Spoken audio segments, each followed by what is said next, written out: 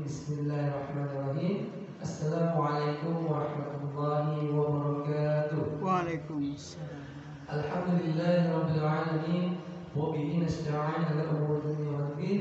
Wassalatu wassalamu ala asyrafil anbiya'i wal mursalin sayyidina wa habibina wa maulana Muhammadin wa ala alihi wa sahbihi ajma'in. Rabbi zidna ilma warzuqna fahma birahmatika ya arhamar rahimin. Amma ba'du. Bersyukur senantiasa kita panjatkan kehadiran Allah Subhanahu wa taala atas karunia dan nikmatnya, pertama nikmat iman wal Islam, nikmat sehat walafiat, nikmat umur, juga nikmat kesempatan, sehingga pada hari ini Jumat kita masih dapat melakukan ibadah kita, yaitu kewajiban sholat subuh secara berjamaah yang telah kita laksanakan dan akan kita lanjutkan dengan kajian. Salawat dan salam telah kita sanjungkan kepada baginda kita Nabi besar Muhammad sallallahu alaihi wasallam, keluarga sahabat serta umat Islam istiqomah dengan sunnah-sunnahnya. Mudah-mudahan kita dapat mengamalkannya dengan harapan mendapatkan syafaat di yaumil qiyamah nanti. Amin ya rabbal alamin.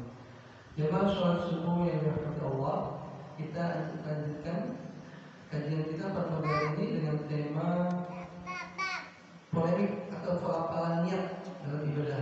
Ini ada beberapa pandangan yang disampaikan atau ditulis oleh Syekh Masyhur Hasan Salman Hafizahullah.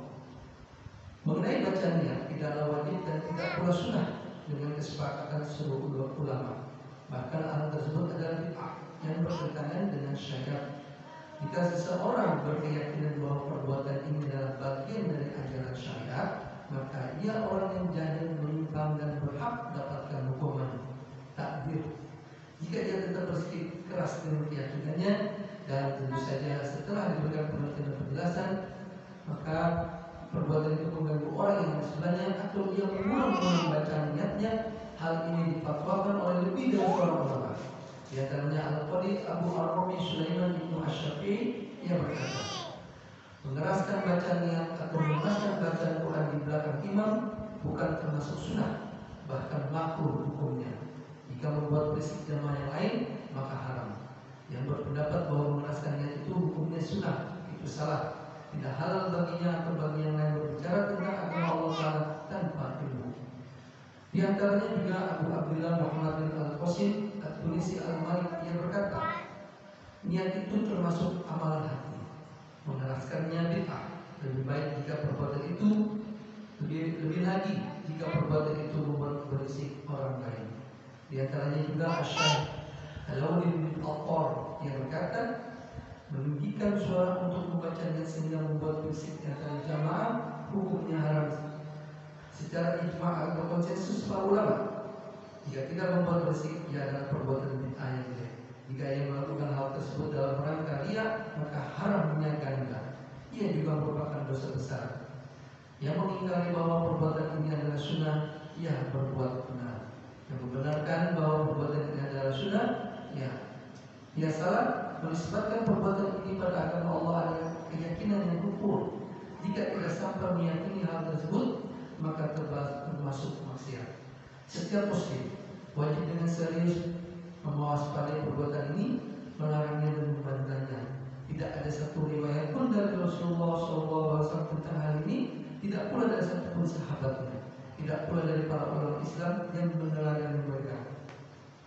Demikian juga melafalkan niat secara sir atau samar tidak wajib menurut para imam mazhab yang empat, juga para imam yang lain. Tidak ada seorang pun yang berpendapat hal itu wajib, baik dalam sholat, taharah atau berpuasa. Abu Daud pernah bertanya kepada Imam Ahmad, apakah orang yang sholat mengucapkan sesuatu sebelum takbir? Imam Ahmad menjawab, tidak ada. Asy-Syuuti berkata, termasuk bid'ah was-was dalam riwayat sholat. Nabi sallallahu alaihi wasallam dan para sahabat beliau tidak pernah begitu. Mereka tidak pernah sedikit pun mengucapkan lafaz sholat selain takbir. Di dalam Allah Ta'ala berfirman dalam surat Al-Ahzab ayat 21, telah ada pada diri Rasulullah teladan yang baik. Imam Syafi'i berkata, was-was dalam sholat dan taharah itu adalah kebodohan terhadap syariat atau kekurangan was-was dalam akal. Melafalkan niat itu menimbulkan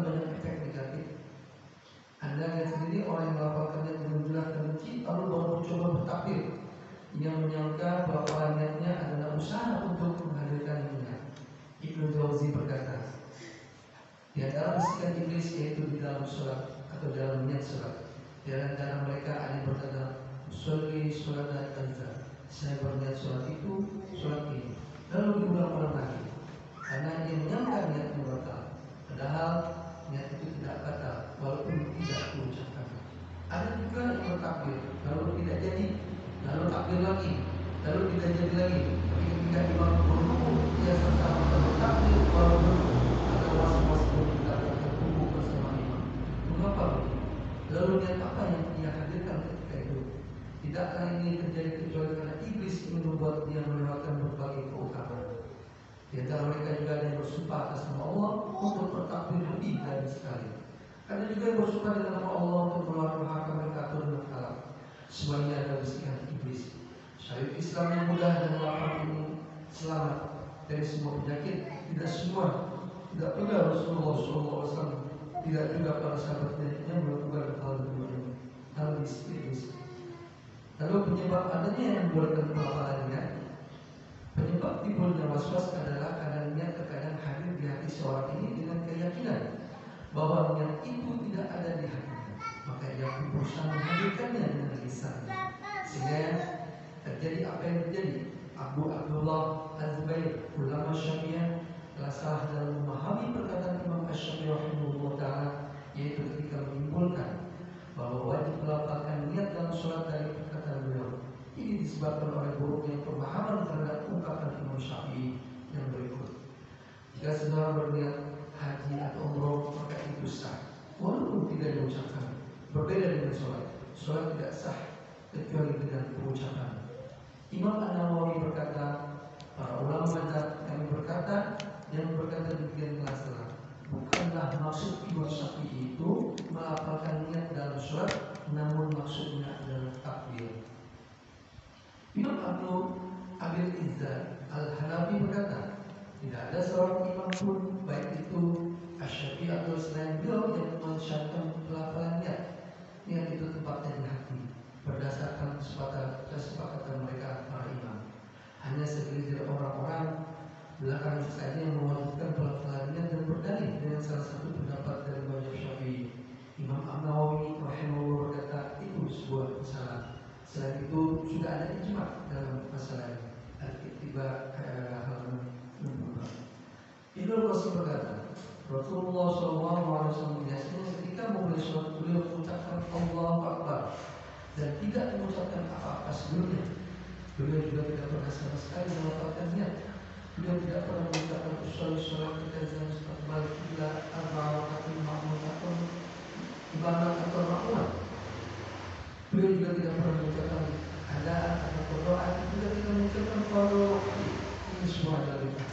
Dan sama sekali tidak ada satupun beliau yang melakukan demikian, baik dengan yang sahih maupun dhaif, musnad ataupun mursal. Juga tidak ada para sahabat, juga tidak ada para ihtisab dari sahabat tabi'in pun, atau dari ulama mazhab yang tepat. Ucapan demikian hanya berasal dari orang-orang yang akan menyalahkan perkataan Imam Asy-Syafi'i tentang sholat. Sholat itu tidak seperti puasa, memulainya harus dengan zikir. Mereka menyangka bahwa zikir di sini adalah melafalkan niat, padahal yang dimaksud Asy-Syafi'i adalah takbiratul ihram. Tidak mungkin bagaimana mungkin Asy-Syafi'i menunjukkan hal yang tidak pernah sekalipun dilakukan Nabi Sallallahu Alaihi Wasallam, juga tidak pernah dilakukan sahabatnya, juga para khalifah. Demikianlah pertunjukan kebiasaan mereka. Andai kita menemukan satu huruf saja dari mereka, maka tentu akan kita terima. Melafalkan niat bertentangan dengan dalil.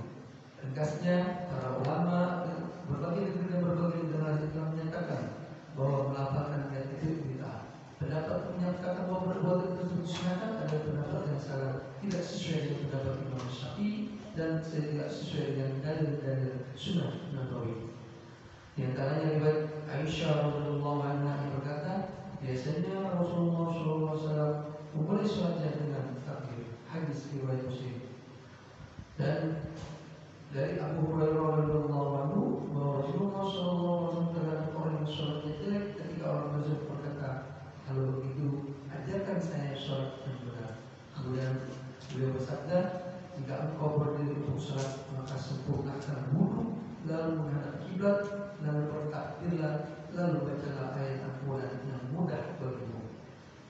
dari Abdullah bin Umar radhiyallahu anhu, aku melihat Nabi SAW membawa suatu takbir lalu mengangkat kedua tangannya.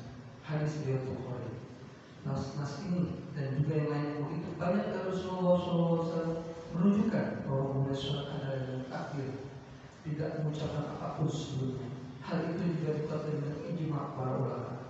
Jika ucapan lisan berbeda dengan apa yang di hati, maka yang dianggap adalah apa yang ada di hati. Jadi demikian, dan Pak Faida mengucapkan dan jika telah sepakat dan yakini secara pasti bahwa apa yang diucapkan itu tidak ada gunanya jika bertentangan dengan apa yang di dalam hati. Alhamdulillah, kita bahas mengenai polemik. Polemik, jadi polemik ini adalah pertentangan mengenai pola-pola niat dalam ibadah. Dan tentunya kajian ini perlu dibahas lebih dalam lagi, terutama bagi orang yang memiliki ilmu lebih tinggi, karena memang ini bisa menjadikan pemahaman buat kita akan jauh lebih baik. Sejauh ini apa yang kita sampaikan ini berdasarkan dari penulisan dari beberapa sumber, dan tentunya merupakan sumber yang penulisnya adalah orang-orang yang memiliki kompetensi. Namun tidak salahnya boleh kita bahas ini sebagai bahan kita untuk bisa terus menjadi semangat untuk belajar dan tentunya menjadi lebih baik, terutama dalam ibadah, khususnya ibadah sholat. Karena kita tahu ibadah sholat itu merupakan hisab yang paling pertama nanti di akhirat, nanti kita dihisabnya. Demikian, mudah-mudahan ini dapat bermanfaat dan dapat diamalkan dalam kehidupan kita sehari-hari. Mohon maaf apabila ada sesuatu hal yang kurang berkenan. Wabillahi taufiq wal hidayah. Wassalamualaikum warahmatullahi wabarakatuh. Waalaikumsalam.